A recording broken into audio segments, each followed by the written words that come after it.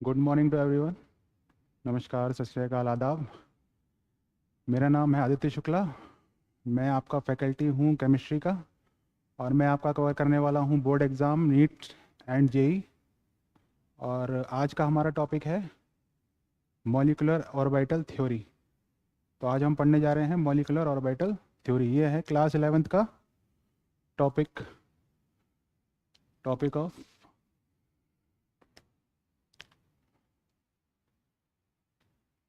Class 11th chapter 4 chemical bonding and molecular structure.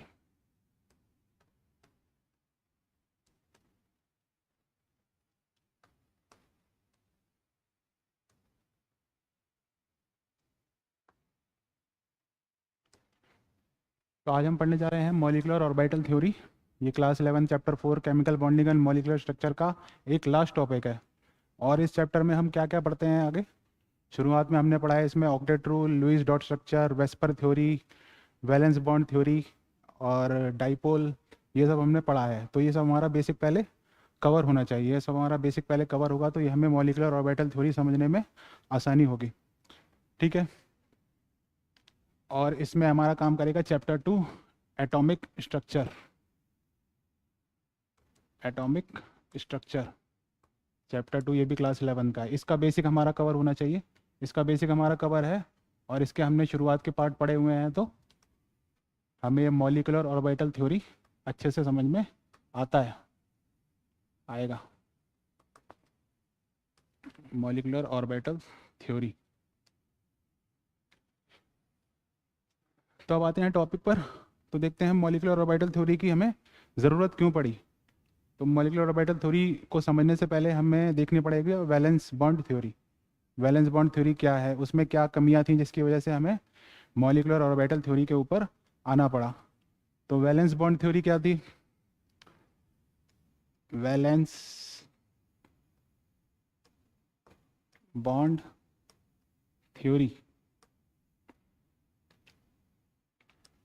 Valence bond theory हमें क्या बताती है कि दो एटॉमिक ऑर्बिटल जो अनपेयर्ड हैं वो कंबाइन करती हैं और एक न्यू एटॉमिक ऑर्बिटल बनाती हैं जो क्या है, पेयर्ड है। दो एटॉमिक ऑर्बिटल जो अनपेयर्ड हैं कंबाइन होकर क्या बनाती हैं, एक सिंगल एटॉमिक ऑर्बिटल बनाती हैं। जैसे मान लेते हैं ये हाइड्रोजन का एग्जांपल ले लेते हैं। एक हाइड्रोजन का एटम और ये एक हाइड्रोजन का atom.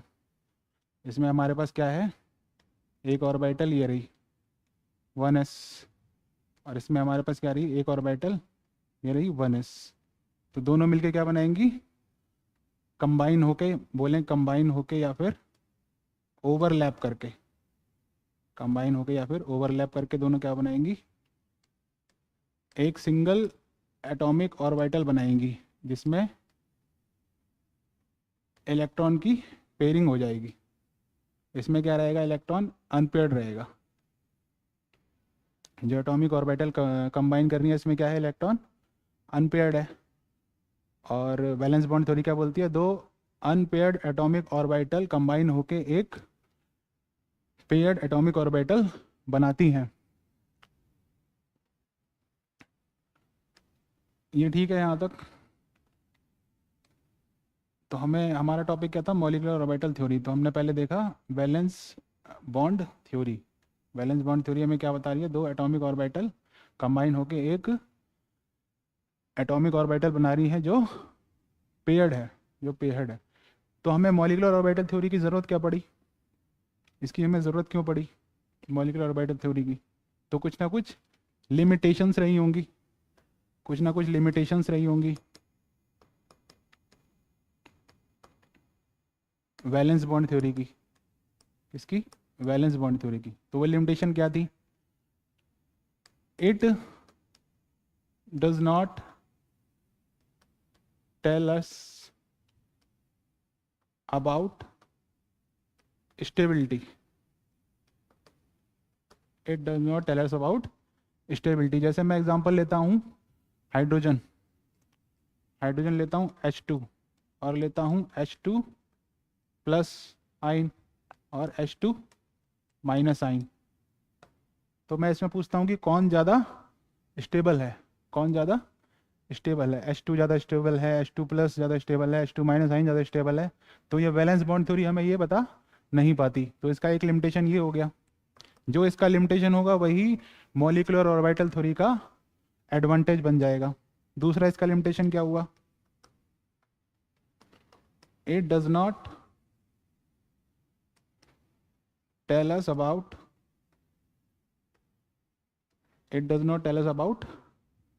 Magnetic nature,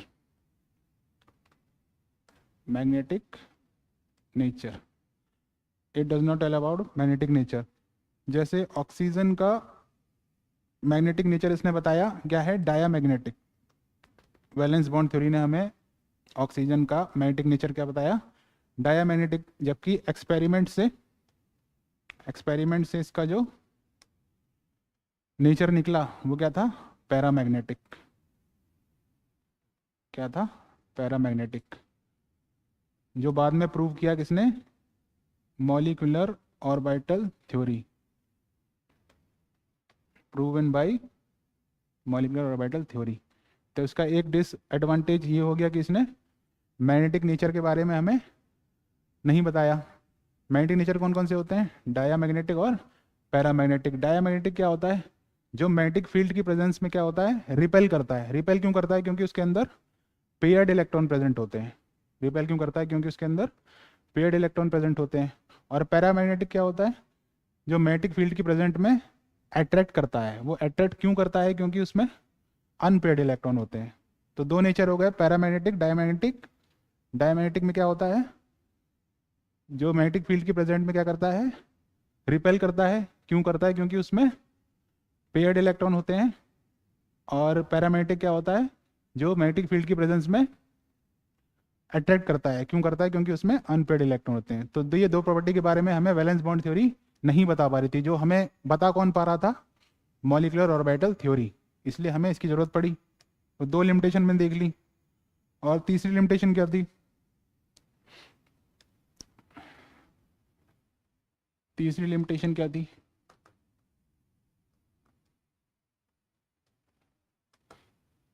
it does not tell us about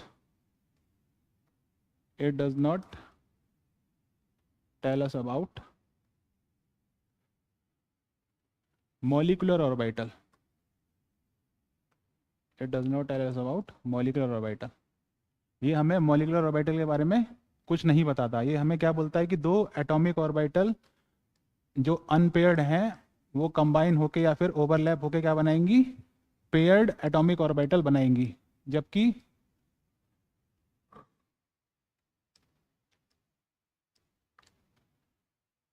जबकि होता क्या है, जब दो एटॉमिक ऑर्बिटल कंबाइन करती हैं तो वो क्या बनाती हैं, अलग अलग दो मॉलिक्यूलर ऑर्बिटल बनाती हैं। अलग अलग दो मॉलिक्यूलर ऑर्बिटल बनाती हैं। तो इसकी एक और लिमिटेशन थी।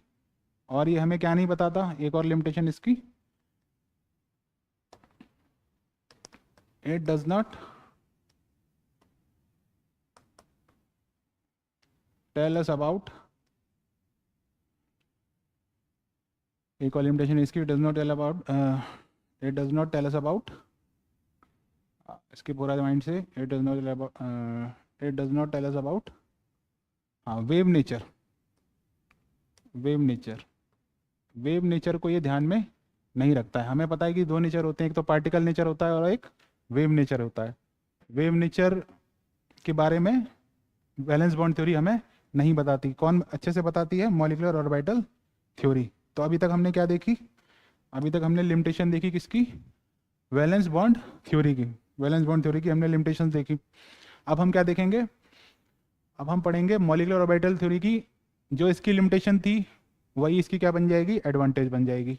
और मॉलिक्यूलर ऑर्बिटल थ्योरी हमें क्या क्या बताती है वो हम देखेंगे। अब हम आ जाते हैं मेन टॉपिक पे अपने, molecular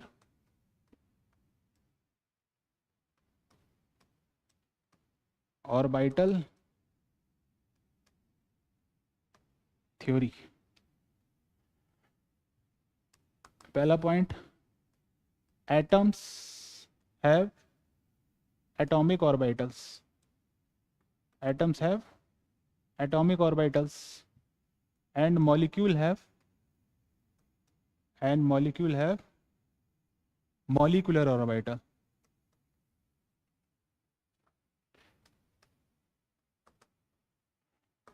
atoms have atomic orbital and molecules have molecular orbitals.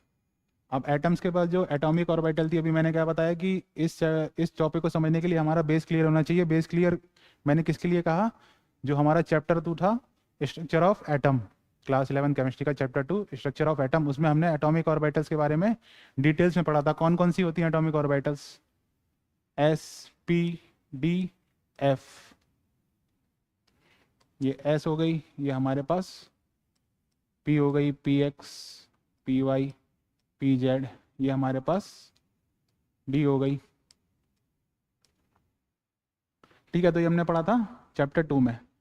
ये क्या है हमारे पास? Atomic orbitals. अब हम क्या देख रहे हैं? Chemical bonding and molecular structure. जब दो चीज़ें कंबाइन करती हैं तो एटॉमिक ऑर्बिटल कंबाइन करती हैं तो क्या बनती है? Molecular orbital. तो जैसे इनका कुछ नाम है वैसे मॉलिक्यूलर ऑर्बिटल का भी कुछ नाम होगा। तो मॉलिक्यूलर ऑर्बिटल कौन कौन सी होती है, उनका क्या नाम होता है? सिग्मा और पाई। जो हमारे सिलेबस में है वो क्या है? सिग्मा और पाई। सिग्मा मॉलिक्यूलर ऑर्बिटल और pi molecular orbital. Sigma molecular orbital कब बनता है? जब ओवरलैपिंग जो होती है वो एक्सियल होती है। सिग्मा मॉलिक्यूलर ऑर्बिटल कब बनता है? जब ओवरलैपिंग जो होती है वो एक्सियल होती है। अभी देखेंगे आगे इसको। और पाई मॉलिक्यूलर ऑर्बिटल कब बनेगा? जब जो ओवरलैपिंग होगी वो साइडवेज होगी। ओवरलैपिंग जो होगी वो साइडवेज होगी। ठीक है।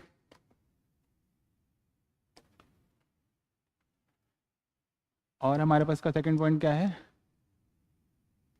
Combining atomic orbitals should be of same energy or nearly same energy and same shape।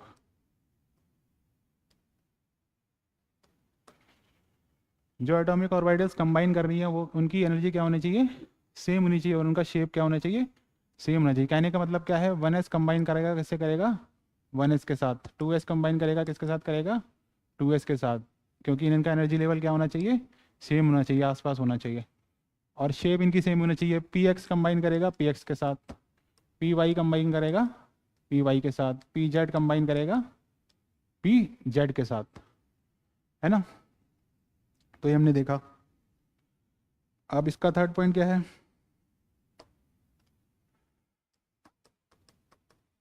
It tell us about stability. It tell us about stability. Stability के बारे में बताता है। कैसे बताता है? Stability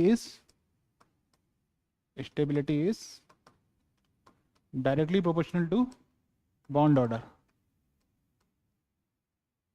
stability is directly proportional to bond order. जितना ज़्यादा बॉन्ड ऑर्डर होगा उतनी ज़्यादा स्टेबिलिटी होगी। बॉन्ड ऑर्डर क्या होता है? बॉन्ड ऑर्डर का formula number of electrons in bonding orbitals minus number of electrons in anti bonding orbitals divide by 2। ये होता है हमारा बॉन्ड ऑर्डर का फॉर्मूला। ऐसे हम निकालते हैं। अब ये क्या है? बॉन्डिंग ऑर्बिटल्स और एंटी बॉन्डिंग ऑर्बिटल्स, उस पर अभी हम आने वाले हैं थोड़ी देर में, तो भी समझ में आएगा आपको। Fourth point, bond length. अगर वो पूछता है बॉन्ड लेंथ, तो bond length is inversely proportional to bond order. तो अगर किसी क्वेश्चन में हम किसी का बॉन्ड ऑर्डर का ऑर्डर बता रहे हैं कि क्या होगा, इंक्रीजिंग में क्या होगा, डिक्रीजिंग में क्या होगा, तो बॉन्ड लेंथ का ऑर्डर क्या होगा? उसके अपोजिट होगा, क्योंकि दोनों क्या है? इनवर्सली प्रोपोर्शनल है। दोनों क्या है? इनवर्सली प्रोपोर्शनल है। और लास्ट बात जो इसमें आती है कि हम मैग्नेटिक नेचर कैसे बताएंगे? मैग्नेटिक नेचर हम कैसे बताएंगे? तो मैग्नेटिक नेचर हम कैसे बताएंगे? जिसमें अनपेयर्ड इलेक्ट्रॉन होगा प्रेजेंट, अनपेयर्ड इलेक्ट्रॉन प्रेजेंट होगा, वो क्या होगा? पैरामैग्नेटिक। और जिसमें पेयर्ड इलेक्ट्रॉन प्रेजेंट होंगे वो क्या होगा? डायामैग्नेटिक। इसमें पेयर्ड इलेक्ट्रॉन प्रेजेंट होगा वो क्या होगा? डायामैग्नेटिक। तो ये कुछ इंपॉर्टेंट पॉइंट थे किसके? मॉलिक्यूलर ऑर्बिटल थ्योरी के। इसको क्लीन कर देते हैं। अब देखते हैं कि दो एटॉमिक ऑर्बिटल कंबाइन कर रही हैं तो मॉलिक्यूलर ऑर्बिटल कैसे बन रही हैं। वही ले लेते हैं 1s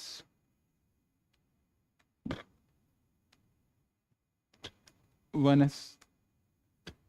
तो ये मिलके हमारी बना रही हैं दो मॉलिक्यूलर ऑर्बिटल। ये हमारी मिलके बना रही हैं दो molecular orbital.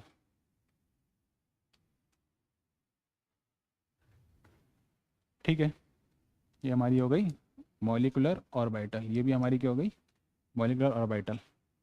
So two atomic orbital combines to form two molecular orbital. इस लाइन का लिखने का मतलब क्या था, जितनी एटॉमिक ऑर्बिटल कंबाइन करेंगी उतनी ही मॉलिक्यूलर ऑर्बिटल हमारी बनेंगी। जितनी एटॉमिक ऑर्बिटल कंबाइन करेंगी उतनी हमारी मॉलिक्यूलर ऑर्बिटल बनेंगी। जैसे यहाँ पर दो कंबाइन कर रही हैं तो दो मॉलिक्यूलर ऑर्बिटल बन रही हैं। अब ये कैसे बन रही हैं, ये हमें कैसे पता चलेगा ये दो क्यों बन रही हैं, कैसे बन रही हैं, एक क्यों नहीं बन रही, क्योंकि ये तो कंबाइन हो रही है तो एक बननी चाहिए, दो क्यों बन रही हैं। तो इसका राज है इसके वेव नेचर पे। वेव नेचर पे इसका राज है। पहले हम देख लेते हैं ऑर्बिटल होता क्या है। ऑर्बिटल को डिफाइन कैसे करते हैं, व्हाट इज ऑर्बिटल। ऑर्बिटल क्या है, orbital is a space where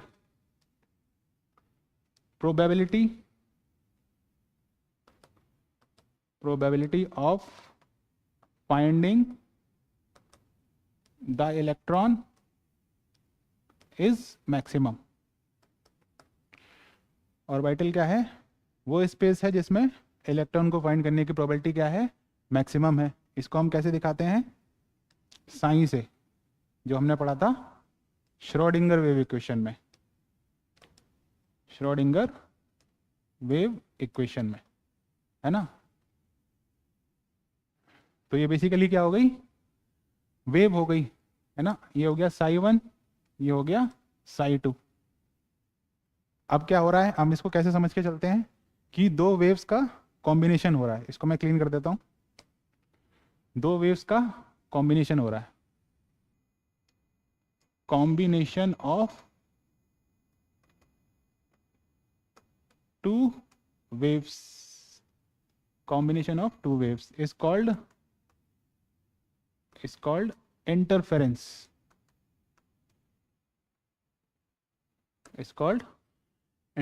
combination of two waves is called interference। अब जो इंटरफेरेंस है वो भी हमारा दो टाइप का होता है। कैसा होता है, दो टाइप का होता है, कंस्ट्रक्टिव इंटरफेरेंस और डिस्ट्रक्टिव इंटरफेरेंस। इसको मैं लिखूं तो कंस्ट्रक्टिव इंटरफेरेंस और डिस्ट्रक्टिव, शॉर्ट फॉर्म में लिखा है डिस्ट्रक्टिव इंटरफेरेंस। थोड़ा डायग्राम बना के देख लेते हैं। ये हमारी एक वेव है प्लस ये हमारी एक वेव है। अब दोनों कंबाइन हो रही हैं, दोनों ऐड हो रही हैं। ऐड होके मिलके क्या बनाएंगी, एक और बड़ी वेव बना देंगी। ये बना दी, ठीक है।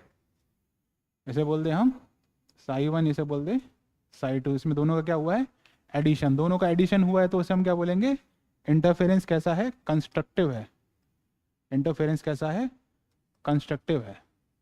जब कंस्ट्रक्टिव इंटरफेरेंस होगा तो हमारे पास जो बनेगी वो बॉन्डिंग मॉलिक्यूलर ऑर्बिटल बनेगी।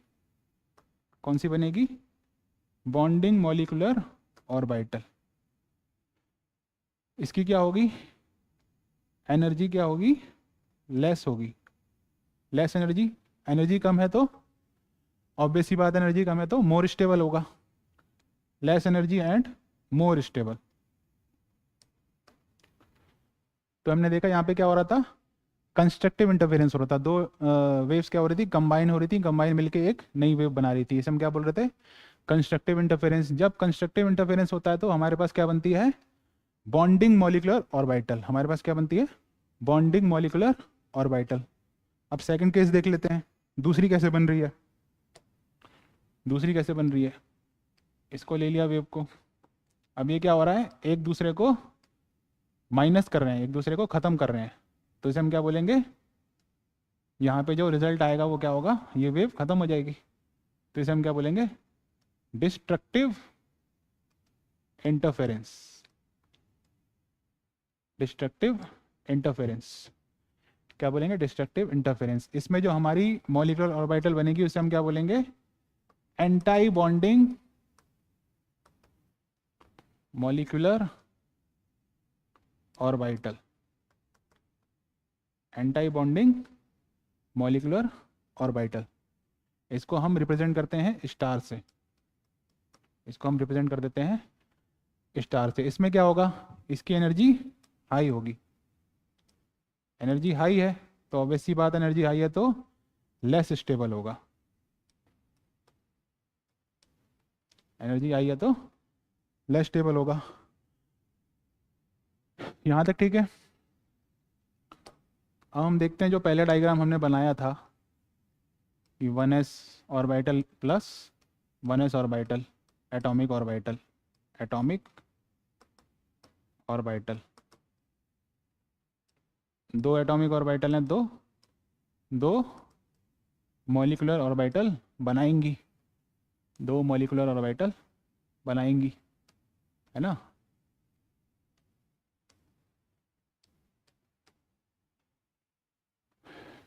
तो एक बनी ये, एक बनी ये, इसको हम बोलेंगे बॉन्डिंग मॉलिक्यूलर ऑर्बिटल, इसको हम बोलेंगे एंटी बॉन्डिंग मॉलिक्यूलर ऑर्बिटल, है ना। इसकी एनर्जी लेस है, इसकी एनर्जी लेस है, एटॉमिक ऑर्बिटल से भी इसकी एनर्जी लेस है, इसलिए ये इसके लेवल से नीचे है, have less energy even than of atomic orbital.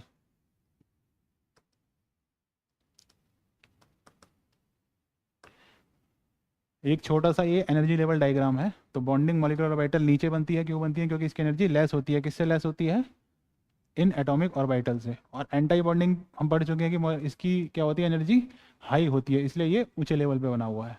इसको हम रिप्रेजेंट कर देते हैं किससे, स्टार से। अब लिखने का तरीका, इसको हम क्या लिखेंगे, 1s कंबाइन किया है तो कौन सा बनेगा, सिग्मा 1s, और इसको हम लिख देंगे सिग्मा स्टार 1s, ठीक है, सिग्मा 1s और सिग्मा स्टार 1s।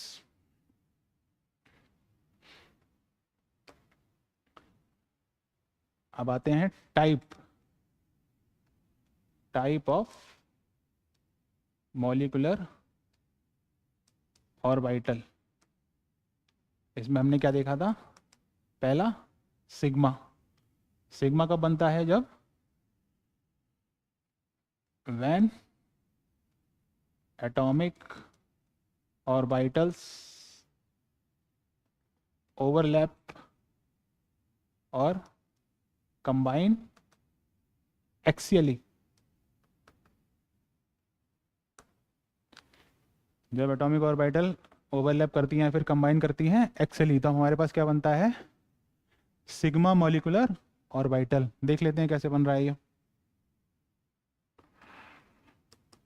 ये रहा हमारे पास 1s प्लस ये रहा हमारे पास 1s।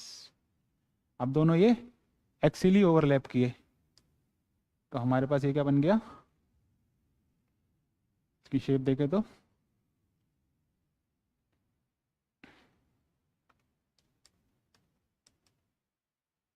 ये शेप हमारे पास आई, ये क्या हो गया, सिग्मा 1s, सिग्मा 1s।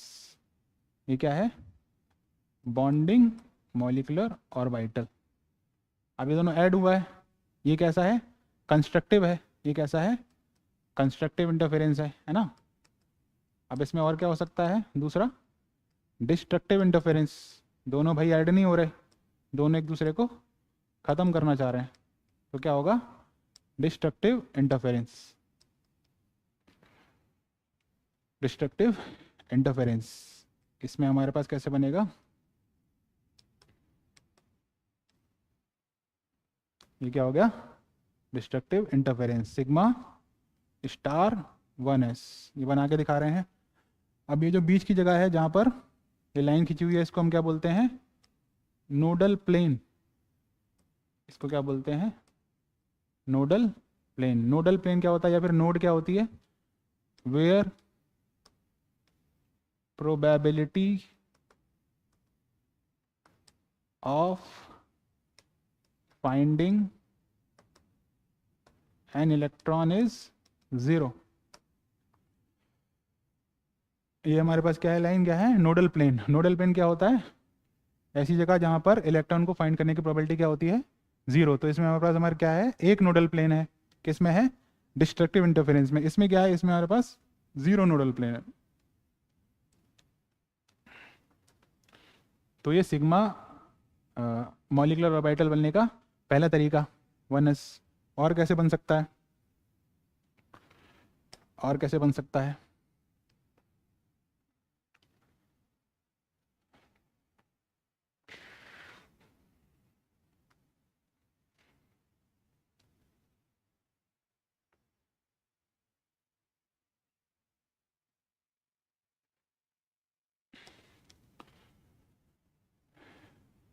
और हम ले लें क्या?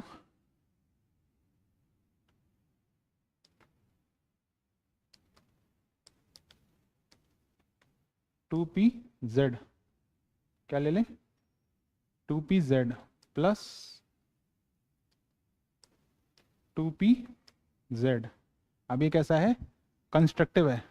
कैसा है? Constructive interference. Constructive interference. तो इसमें कैसे बनेगा?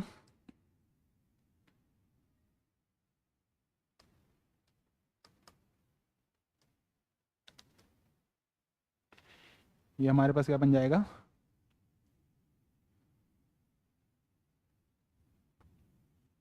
Sigma 2pz।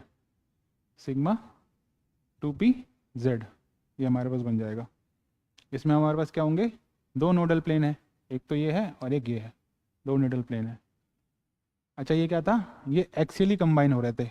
इसमें हम क्या कर दें? दूसरा हमारे पास क्या हो जाएगा? Minus destructive interference. Destructive interference. जब हम 2p में जाते हैं तो हम कन्वेंशनली जो किताबों में है और जो चला आ रहा है तो हम z वाले को ही लेते हैं। z वाला ही क्या करता है? सिग्मा बनाता है। बाकी px और py क्या बनाते हैं? पाई बनाते हैं। px और py क्या बनाते हैं? पाई बनाते हैं। ये क्या हो जाएगा? Destructive interference. अगर ये दोनों माइनस होते हैं क्या हो जाएगा? Destructive interference. तो इसका अपना कुछ डायग्राम बनेगा और कुछ नोडल प्लेन होंगे, वो हम देख लेंगे। अब आगे बढ़ते हैं। सिग्मा मॉलिक्यूलर ऑर्बिटल हमने देख लिया है। अब देखते हैं पाई मॉलिक्यूलर ऑर्बिटल। पाई मॉलिक्यूलर ऑर्बिटल ये कैसे बन रहा है? ये बन रहा है जब एटॉमिक ऑर्बिटल ओवरलैप कर रही हैं साइडवेज, है ना। अब इसमें क्या देखने को मिल रहा है? ये कैसे कर रही है? Atomic orbital overlap sideways. तो ये साइडवेज ओवरलैप कर रही हैं। तो ये क्या है? जुड़ रहा है। तो ये क्या है? Constructive interference. जुड़ रहा है तो क्या है? कंस्ट्रक्टिव इंटरफेरेंस, है ना। तो यहाँ पे कुछ डायग्राम बनेगा, वो हम देख लेंगे।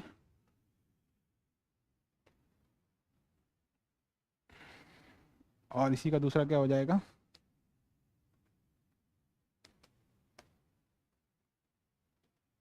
जब ये एक दूसरे को कट कर रही होंगी तो क्या बनेगा? Destructive interference. इसमें क्या डायग्राम बनेगा? ये डायग्राम बनेगा कंस्ट्रक्टिव इंटरफेरेंस का। अब इसमें हमारे पास क्या होगा? एक नोडल प्लेन होगा। एक नोडल प्लेन। और ये डिस्ट्रक्टिव इंटरफेरेंस। इसमें क्या डायग्राम बनेगा हमारा?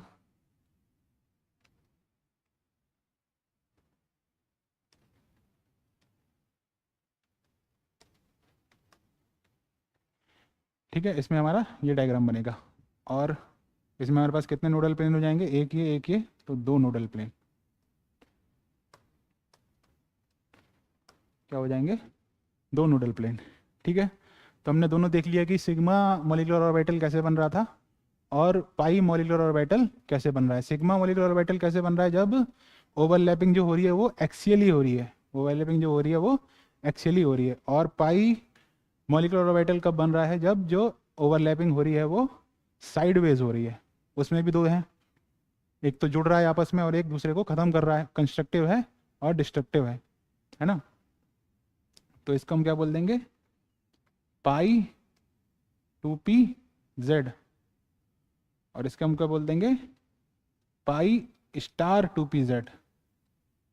ठीक है, इसमें क्यों लगाया, क्योंकि ये डिस्ट्रक्टिव इंटरफेरेंस था, तो ये क्या बना रहा है, एंटी बॉन्डिंग बना रहा है, और ये क्या बना रहा है, बॉन्डिंग मॉलिक्यूलर ऑर्बिटल बना रहा है।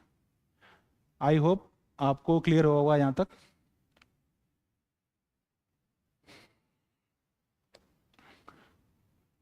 आगे बढ़ते हैं,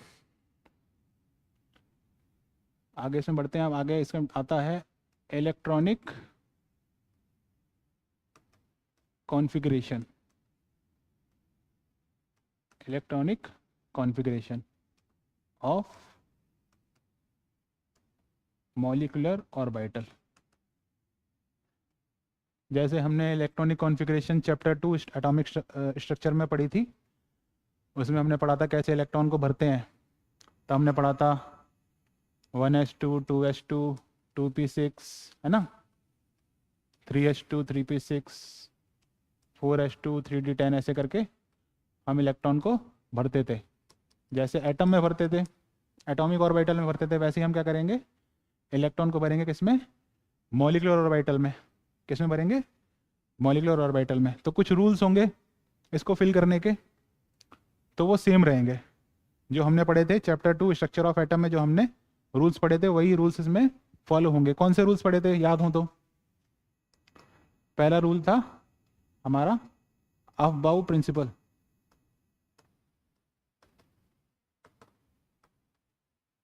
पहला क्या था, अफबाउ प्रिंसिपल। दूसरा क्या था, Pauli principle, aufbau principle, Pauli principle. तीसरा हुंड्स रूल। तो यही तीन रूल हमारे एटॉमिक ऑर्बिटल्स को इलेक्ट्रॉनिक कॉन्फ़िगरेशन करते टाइम पे फॉलो हो रहे थे, और यही तीन रूल हमारे मॉलिक्यूलर ऑर्बिटल की हम जब कॉन्फ़िगरेशन करेंगे तो उसमें फॉलो होंगे। थोड़ा सा देख लेते हैं अफबाउ प्रिंसिपल क्या था। atomic orbitals will be filled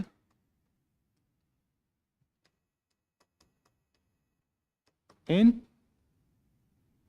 increasing order of energies। Atomic orbitals भरी जाएंगी, वो किसमें भरी जाएंगी, इंक्रीजिंग ऑर्डर ऑफ एनर्जीज में भरी जाएंगी। मतलब जिसकी एनर्जी कम है वो पहले भरी जाएगी, जिसकी एनर्जी ज़्यादा है वो बाद में भरी जाएगी। अब यही प्रिंसिपल हम मॉलिक्यूलर ऑर्बिटल में लगाएं तो कौन पहले भरा जाएगा और कौन बाद में भरा जाएगा। अभी मैंने बताया था बॉन्डिंग मॉलिक्यूलर ऑर्बिटल को हम पहले फिल करेंगे, फिल्ड फर्स्ट। क्यों करेंगे, क्योंकि इसकी एनर्जी लेस होती है और ये स्टेबल होता है। और एंटी बॉन्डिंग मॉलिक्यूलर ऑर्बिटल को हम बाद में भरेंगे, एंटी बॉन्डिंग मॉलिक्यूलर ऑर्बिटल को हम लास्ट में भरेंगे। क्यों, क्योंकि इसकी एनर्जी क्या होती है, हाई। हमें कैसे भरना है, इंक्रीजिंग ऑर्डर ऑफ एनर्जीज में भरना है, और वो ऑर्डर क्या है वो अभी हम देखेंगे जब हम भरेंगे। पॉली एक्सक्लूजन प्रिंसिपल क्या बोलता है, याद हो आपको तो, एक ऑर्बिटल में मैक्सिमम 2 इलेक्ट्रॉन रह सकते हैं, एक ऑर्बिटल में मैक्सिमम 2 इलेक्ट्रॉन रह सकते हैं। Maximum 2 electron can exist in an orbital with opposite spin. उनका स्पिन कैसा होना चाहिए, अपोजिट होना चाहिए। सेम ये फॉलो होगा मॉलिक्यूलर ऑर्बिटल के लिए। हुंड्स रूल क्या कहता था, अगर हम सेम एनर्जी की एटॉमिक ऑर्बिटल को फिल कर रहे हैं, सेम एनर्जी की एटॉमिक ऑर्बिटल को फिल कर रहे हैं, तो क्या होगा, सबसे पहले सिंगली ऑक्यूपाइड होगा, है ना। पहले इसको भरेंगे, पहले इसको भरेंगे, पहले इसको भरेंगे। पेयरिंग स्टार्ट बाद में होगी। सबसे पहले क्या होगा, सिंगली ऑक्यूपाइड होगा। पेयरिंग स्टार्ट, जब पूरा सिंगली ऑक्यूपाइड हो जाएगा तो पेयरिंग स्टार्ट होगी। जैसे इसमें हम देखें तो इसमें हमारे पास क्या है, 2px equal to 2py, pi 2px equal to pi 2py। Molecular orbital की बात कर रहा हूँ। इनकी क्या है, सेम एनर्जी है, इनकी क्या है, सेम एनर्जी है। तो हम भरेंगे तो पहले दोनों को क्या करेंगे, सिंगली ऑक्यूपाइड करेंगे, फिर हमारी पेयरिंग स्टार्ट होगी। कहने का मतलब ये था। तो ये 3 रूल इसमें फॉलो कर रहे हैं। ये हो गया हमारा। अब देखते हैं, बिल्कुल एंड पे हैं इसके मॉलिक्यूलर ऑर्बिटल थ्योरी के। ज़्यादा कोई बड़ा टॉपिक नहीं था, आसान टॉपिक है। बाकी चैप्टर बड़ा है, चैप्टर 4, तो हमें लगता है कि क्या है, टॉपिक थोड़ा मुश्किल है, लेकिन मुश्किल है नहीं, इसलिए हमने इसको अलग से लिया है, क्योंकि इंपॉर्टेंट टॉपिक है। अगर हम देखा जाए नीट और जेई के पर्पस से देखा जाए तो इंपॉर्टेंट टॉपिक है। अब देखते हैं इलेक्ट्रॉनिक कॉन्फ़िगरेशन। तो पहले हम देख लेते हैं ऑर्डर, है ना, किस ऑर्डर में भरा जाएगा। If number of electron is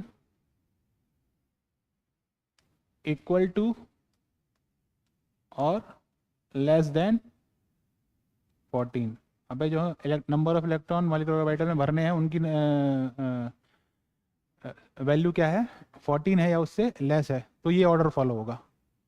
sigma 1s, है ना, ये बॉन्डिंग मॉलिक्यूलर ऑर्बिटल आ गई। अब इसका क्या आएगी, एंटी बॉन्डिंग मॉलिक्यूलर ऑर्बिटल, तो इसको क्या लिख देंगे, सिग्मा स्टार 1s। ऐसे ही सिग्मा 2s, इसका anti bonding molecular orbital sigma star 2s। फिर क्या आ जाएगा, pi 2px is equal to pi 2py, है ना, pi 2px is equal to pi 2py। पहले ये भरा जाएगा, फिर ये भरा जाएगा, फिर ये भरा जाएगा, फिर ये भरा जाएगा, फिर ये भरा जाएगा, है ना। इसमें भी कैसे भरना है, पहले दोनों को सिंगली ऑक्यूपाइड करना है, फिर हमें पेयरिंग करनी है। उसके बाद क्या आ जाएगा, सिग्मा 2pz। यहाँ तक क्लियर है।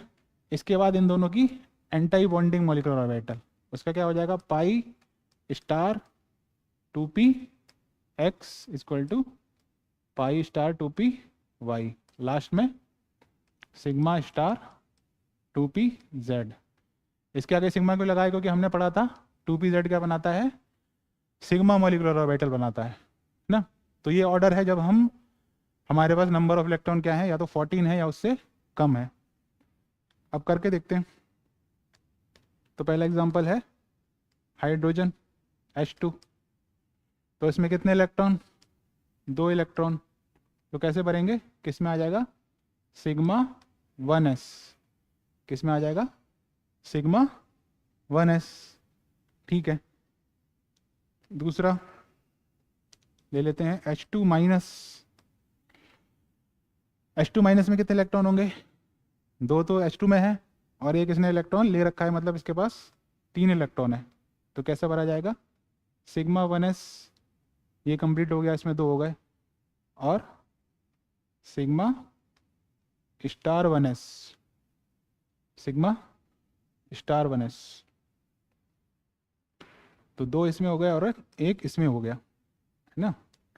अब इसका हम बॉन्ड ऑर्डर निकालना चाहें, बॉन्ड ऑर्डर में पहले वाले का निकालना चाहूँ तो क्या होता है, नंबर ऑफ इलेक्ट्रॉन, फॉर्मूला क्या बताया था, number of electron in bonding molecular orbital minus number of electron in anti bonding molecular orbital divide by 2। तो बॉन्डिंग मॉलिक्यूलर ऑर्बिटल में कितना है इलेक्ट्रॉन, सिग्मा 1s, इसमें कितने हैं, 2, और तो कोई है नहीं बॉन्डिंग मॉलिक्यूलर ऑर्बिटल, और इसके अंदर एंटी बॉन्डिंग मॉलिक्यूलर ऑर्बिटल है ही नहीं, तो माइनस क्या हो जाएगा, 0 डिवाइड बाई 2। तो आंसर कितना आ गया, 1। तो बॉन्ड ऑर्डर कितना हो गया, 1। अब इसका देखते हैं, बॉन्ड ऑर्डर निकालें।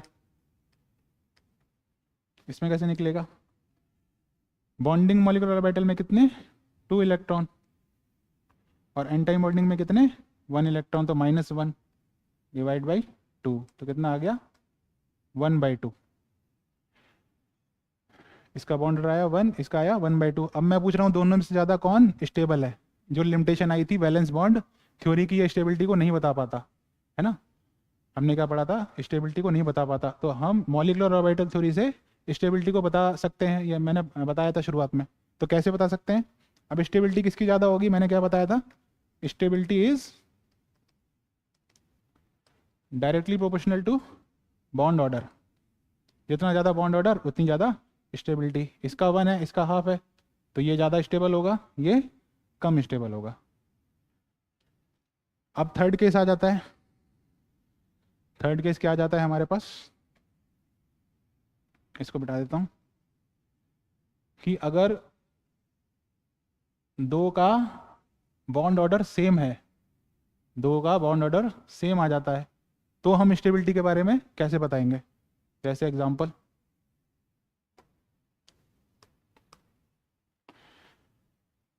H2 प्लस, अब इसमें कितना इलेक्ट्रॉन है, 2 और एक प्लस चार्ज है, एक इसने लूज किया है तो इस पर एक इलेक्ट्रॉन है, तो ये किस में जाएगा, सिग्मा 1s, है ना। इसका बॉन्ड ऑर्डर निकाले तो 1, बॉन्डिंग मॉलिक्यूलर ऑर्बिटल में कितना इलेक्ट्रॉन है, 1 इलेक्ट्रॉन है, माइनस एंटी बॉन्डिंग में कितना है, 0 है, डिवाइड बाई 2, तो कितना आ जाता है, हाफ। अब इसका भी बॉन्ड ऑर्डर हाफ आया H2 प्लस का, और इसका भी बॉन्ड ऑर्डर हाफ आया, किसका, H2 माइनस का। अब हमें इन दोनों की क्या कंपेयर करनी है, स्टेबिलिटी कंपेयर करनी है। स्टेबिलिटी कंपेयर करनी है, कैसे करेंगे, तो जब बॉन्ड ऑर्डर दोनों का सेम हो तो कौन ज़्यादा स्टेबल होगा, जिसमें lesser number of anti bonding electron होंगे, जिसमें lesser number of anti bonding electron होंगे। किसमें है lesser number of anti bonding electron, इसमें एक भी एंटी बॉन्डिंग इलेक्ट्रॉन नहीं है, no anti bonding electron present, है ना। ये तो बॉन्डिंग का है, एंटी बॉन्डिंग का तो है नहीं, स्टार तो कहीं लगा नहीं हुआ है, जबकि इसमें एक एंटी बॉन्डिंग इलेक्ट्रॉन प्रेजेंट है। तो कौन ज़्यादा स्टेबल होगा, जिसमें कम होंगे, तो कौन ज़्यादा स्टेबल है, H2 plus. H2 plus is more stable.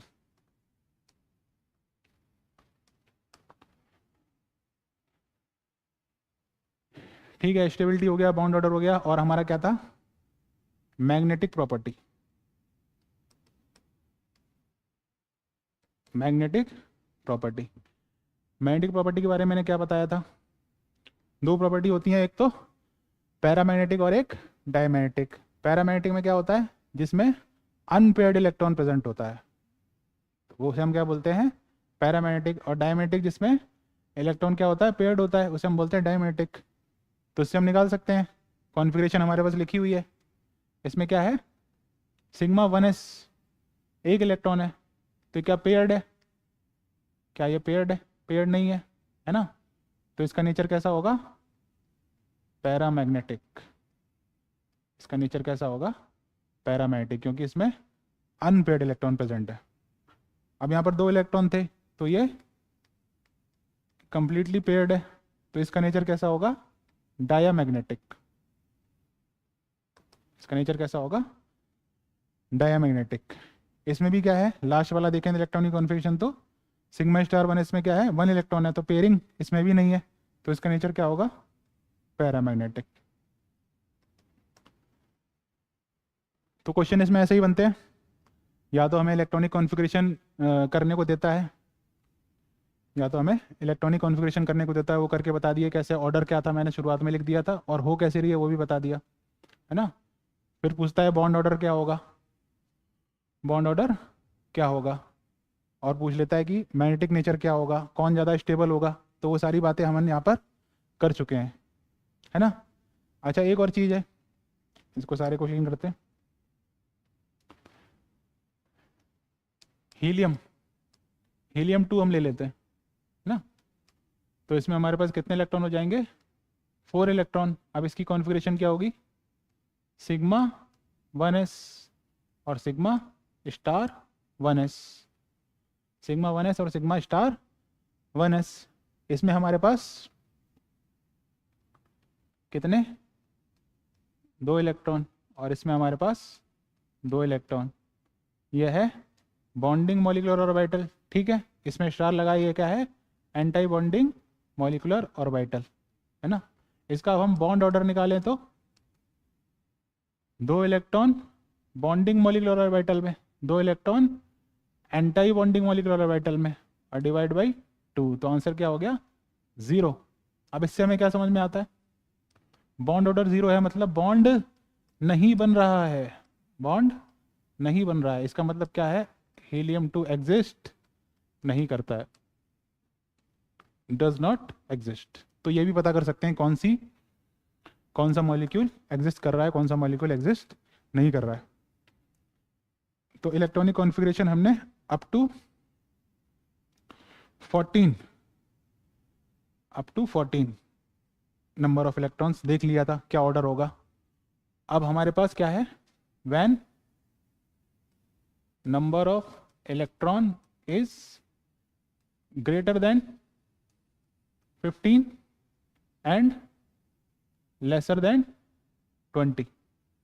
तब हमारे पास नंबर क्या है, इलेक्ट्रॉन का नंबर क्या है, 15 से बड़ा है और 20 से छोटा है। तो इलेक्ट्रॉनिक कॉन्फ़िगरेशन का ऑर्डर क्या होगा, उसे कैसे फिल करेंगे। तो थोड़ा सा बस छोटा सा चेंज है इसमें, sigma 1s, sigma star 1s, sigma 2s, sigma star 2s। उसके बाद हमारे पास क्या आता था, पाई 2px और पाई 2py, वो नहीं आएगा। हमारे पास पहले क्या आ जाएगा, सिग्मा 2pz। क्या आ जाएगा, सिग्मा 2pz। ये कब बात हो रही है, जब नंबर ऑफ इलेक्ट्रॉन जो हमारे पास है वो 15 से ज़्यादा है और 20 से कम है, उसमें ये ऑर्डर फॉलो होगा, सिग्मा 2pz, फिर आएगा pi 2px is equal to pi 2py। ठीक है, अब इन दोनों की एंटी बॉन्डिंग मॉलिक्यूलर ऑर्बिटल, तो क्या हो जाएगा, पाई 2px स्टार पाई 2py और सिग्मा स्टार 2pz।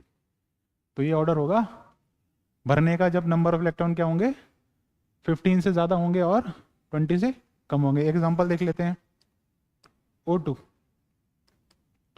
एग्जांपल देख लेते हैं। O2 इसमें कितने होंगे इलेक्ट्रॉन, 16 इलेक्ट्रॉन है ना। अब 15 से ज़्यादा है तो ऑर्डर ये वाला फॉलो होगा। तो इसमें क्या होगा, सिग्मा 1s आ गया, 2 इसमें हो गए, सिग्मा स्टार 1s आ गया, 2 इसमें हो गए, सिग्मा 2s आ गया, 2 इसमें हो गए, सिग्मा स्टार 2s आ गया, 2 इसमें हो गए, 8 हो गए है ना। सिग्मा 2pz 2 10 इसमें हो गए, फिर पाई 2px equal to pi 2py, 2 इसमें 2 इसमें कितने हो गए, 14, और सिग्मा स्टार 2pz, तो ये पूरे कितने हो गए, 16। तो ये हो गई हमारी electronic configuration of O2, sigma 1 है, सिग्मा स्टार 1 है, सिग्मा 2 है, सिग्मा स्टार 2 है, sigma 2pz, pi 2px equal to pi 2py। Sorry थोड़ा मिस्टेक है इसमें, थोड़ा काट दीजिएगा इसको। ये भरने से पहले ऑर्डर फॉलो नहीं किया पूरा, क्या भरा जाएगा पहले, पाई स्टार 2px और पाई स्टार 2py। यहाँ तक कितने होते हैं, 2 2 4 2 6 2 8 2 10 2 12 2 14, कितने रह गए, 2। तो एक इसमें और एक इसमें। अब ये कैसा है, अनपेयर्ड है, कैसा है, अनपेयर्ड है। हमारा लास्ट का क्या रह गया, सिग्मा स्टार 2pz बजा रह गया। अब इसका हम एक बार चीज़ें और देख लेते हैं, बॉन्ड ऑर्डर निकालेंगे तो,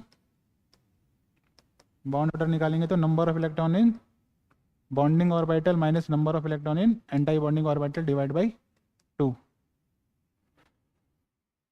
इसमें 2 इसमें 2 कट गए, इसमें 2 इसमें 2 आपस में कट गए। ठीक है,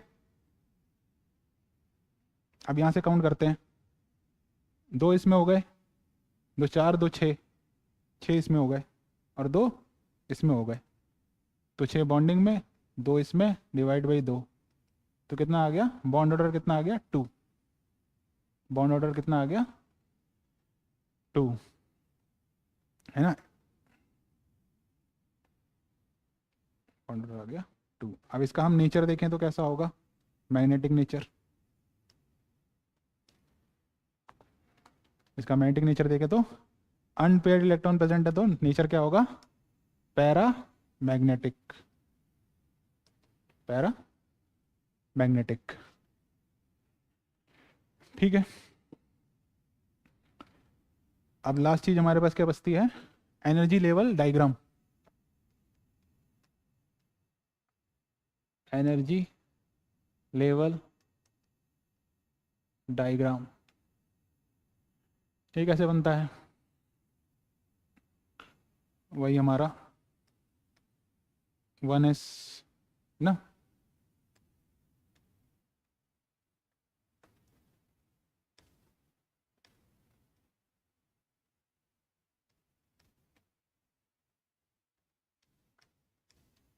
ये 1s दोनों कंबाइन कर रहे हैं तो मॉलिक्यूलर ऑर्बिटल बन रही है। ये क्या बनेगी? Sigma 1s। ये क्या बनेगी? Sigma star 1s। ये नीचे है इससे क्योंकि मैंने बताया था जो बॉन्डिंग मॉलिक्यूलर ऑर्बिटल बनती है उसका एनर्जी लेवल एटॉमिक ऑर्बिटल से डाउन होता है, इसलिए नीचे बनी है, ये ऊपर बनी है। ऐसे ही क्या हो जाएगा? 2s 2s, इसमें क्या बन जाएगा?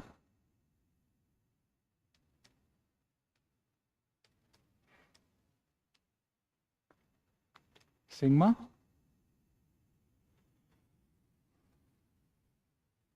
2s सिग्मा स्टार 2s, है ना, sigma 2s sigma star 2s। तो ऐसे करते हुए एनर्जी लेवल डायग्राम ऊपर जाता जाएगा, ऊपर जाएगा, फिर क्या आएगा हमारे पास?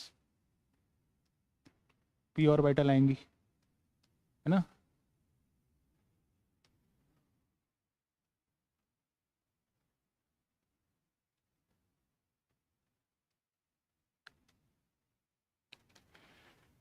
पी ऑर्बिटल में सबसे पहले क्या रहेगा?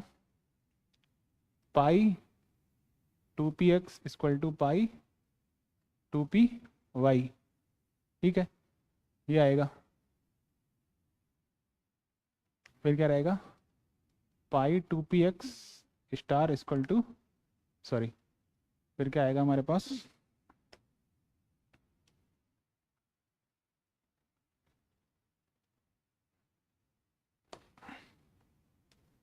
सिग्मा 2pz, ना, सिग्मा 2pz, इधर ये बनेगा।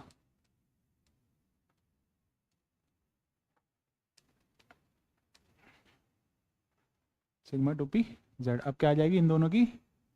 एंटाई बॉन्डिंग मॉलिक्यूलर ऑर्बिटल, तो क्या आ जाएगा? Pi star 2px equal to pi star 2py, ये आ गया। और टॉप पे चले जाएंगे तो क्या आ जाएगा? Sigma star 2pz। तो ये हमारा क्या हो गया? एनर्जी लेवल डायग्राम हो गया ना। ये हमारी लास्ट चीज़ थी। अब एक क्वेश्चन देके जा रहा हूँ। क्वेश्चन क्या है? Arrange in increasing order of bond order, bond length, stability. Options है O2, O2 minus, O2 plus और O2 2 माइनस। इनको हमें क्या करना है? Increasing order of bond order में लगाना है, बॉन्ड लेंथ में लगाना है और स्टेबिलिटी में लगाना है। ये आपका होमवर्क है, ठीक है। तो मॉलिक्यूलर ऑर्बिटल थ्योरी में जो भी मेन कॉन्सेप्ट था वो हमने कवर कर लिया है। जो कॉन्फ़िगरेशन बतानी थी वो हमने बता दी है, जो मेन चीज़ थी वो हमने बता दिया। तो शुरुआत हमने कहाँ से करी थी? वैलेंस बॉन्ड थ्योरी से। वैलेंस बॉन्ड थ्योरी में क्या होता है?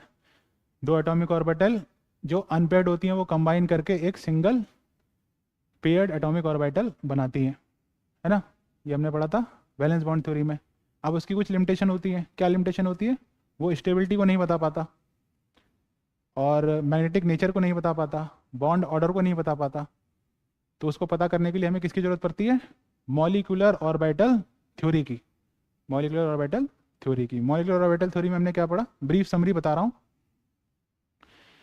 कि दो एटॉमिक ऑर्बिटल कंबाइन करती हैं या ओवरलैप करती हैं तो वो जितनी एटॉमिक ऑर्बिटल कंबाइन करती हैं उतनी ही मॉलिक्यूलर ऑर्बिटल वो बनाती हैं। जैसे हमने एटम में पढ़ी थी एटॉमिक ऑर्बिटल, वैसे ही हम मॉलिक्यूल में क्या पढ़ेंगे? Molecular orbital. वो दो क्यों बन रही हैं? दो क्यों बन रही हैं, दो कैसे बन रही हैं, किस चीज़ को दिखा रहा है वो वेव नेचर को दिखा रहा है। किस चीज़ को दिखा रहा है? वेव नेचर को दिखा रहा है। ऑर्बिटल क्या है?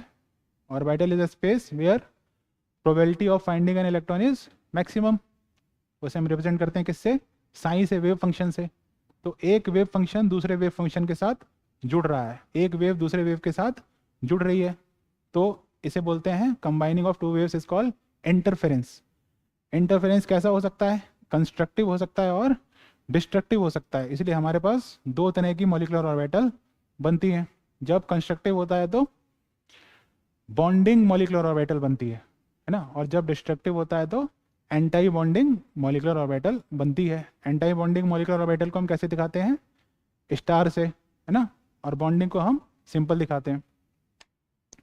अब जैसे हमने एटॉमिक ऑर्बिटल में पढ़ा था एस पी डी एफ अलग अलग टाइप की, वैसे ही मॉलिक्यूलर ऑर्बिटल के भी टाइप है ना, दो ही टाइप है, सिग्मा टाइप और पाई टाइप। सिग्मा कब बनेगा? जब हमारी ओवरलैपिंग जो हो रही होगी वो एक्सियली हो रही होगी। ओवरलैपिंग जो हो रही होगी वो एक्सियली हो रही होगी, है ना, तो हमारे पास सिग्मा मॉलिक्यूलर ऑर्बिटल बनेगा। और जब ओवरलैपिंग हो रही होगी वो साइडवेज हो रही होगी, तो हमारे पास क्या बनेगा? जब ओवरलैपिंग साइडवेज हो रही है तो हमारे पास क्या बनेगा? पाई मॉलिक्यूलर ऑर्बिटल बनेगा। ठीक है ना, ये दो तरह की थी। फिर उसमें हमने क्या देखा? Electronic configuration. इलेक्ट्रॉनिक कॉन्फ़िगरेशन कैसे करते हैं, है ना। इलेक्ट्रॉनिक कॉन्फ़िगरेशन का ऑर्डर देखा हमने, उसमें तीन हमने रूल देखे। कौन से रूल थे? Aufbau principle, poly exclusion principle, है ना, हुंड्स रूल। वो रूल वही थे सेकंड चैप्टर एटॉमिक स्ट्रक्चर वाले, वही रूल्स यहाँ पर फॉलो हो रहे थे कॉन्फ़िगरेशन में बढ़ते टाइम। ऑर्डर हमें याद रखना था। ऑर्डर हमारे पास दो थे। एक तो जब हमारे पास नंबर ऑफ इलेक्ट्रॉन क्या है, या तो 14 है या उससे कम है, तब हमारे पास एक ऑर्डर था भरने का। और एक छोटा सा चेंज आ जाता है जब हम नंबर ऑफ इलेक्ट्रॉन्स ले लेते हैं 15 या उससे ज़्यादा, 15 से ज़्यादा या फिर 20 से कम, तो छोटा सा चेंज आता है उसमें। क्वेश्चंस में तीन चीज़ें देखने वाली होती हैं। एक तो बॉन्ड ऑर्डर। बॉन्ड ऑर्डर कैसे निकालते हैं? Number of electron in bonding molecular orbital minus number of electron in anti bonding molecular orbital divide by 2। ये अगर जीरो आता है तो हमने जो चीज़ ली है वो एग्जिस्ट नहीं करती, है ना। इससे हम स्टेबिलिटी बता सकते हैं। Stability is directly proportional to bond order. जितना ज़्यादा बॉन्ड ऑर्डर होगा जिस चीज़ का, उतनी ज़्यादा उसकी स्टेबिलिटी होगी। और बॉन्ड लेंथ का क्या रिलेशन है? बॉन्ड लेंथ का इनवर्स रिलेशन है किसके साथ? बॉन्ड ऑर्डर के साथ। जितनी ज़्यादा बॉन्ड लेंथ उतना कम बॉन्ड ऑर्डर, या फिर जितना ज़्यादा बॉन्ड ऑर्डर उतनी कम बॉन्ड लेंथ। थर्ड चीज़ क्या आती है हमारे पास? जब दो चीज़ों का क्या आ जाए? बॉन्ड ऑर्डर सेम आ जाए। जब दो चीज़ों का बॉन्ड ऑर्डर सेम आ जाए तो हम क्या करेंगे? तो हम देखेंगे किसके अंदर number of electron in anti bonding molecular orbital क्या है? ज़्यादा है। जिसमें ज़्यादा होंगे वो लेस स्टेबल होगा, और जिसमें कम होंगे वो मोर स्टेबल होगा। ये चीज़ें थी। और लास्ट चीज़ क्या थी? मैग्नेटिक नेचर को बताना, पैरामैग्नेटिक है या फिर डाईमैग्नेटिक है। पैरामैग्नेटिक कब होता है? जब अनपेयर्ड इलेक्ट्रॉन कॉन्फ़िगरेशन के अंदर जब हम भरते हैं तो प्रेजेंट होते हैं, तब हम क्या बोलते हैं कि ये पैरामैग्नेटिक है। और डाईमैग्नेटिक कब होता है? जब पेयर्ड इलेक्ट्रॉन प्रेजेंट होते हैं, है ना, तब क्या होता है? डायमैग्नेटिक होता है। तो ये थी हमारी मॉलिक्यूलर ऑर्बिटल थ्योरी। जो भी डाउट्स होंगे वो बताने हैं। बाकी क्लासेस हमारी कंटिन्यू रहेंगी। बोर्ड एग्ज़ाम हो, नीट हो, जेई हो, वो मैं उसको कंटिन्यू करूँगा। ये क्वेश्चन आपके लिए होमवर्क था। बाकी मिलते हैं नेक्स्ट क्लास में। Thank you.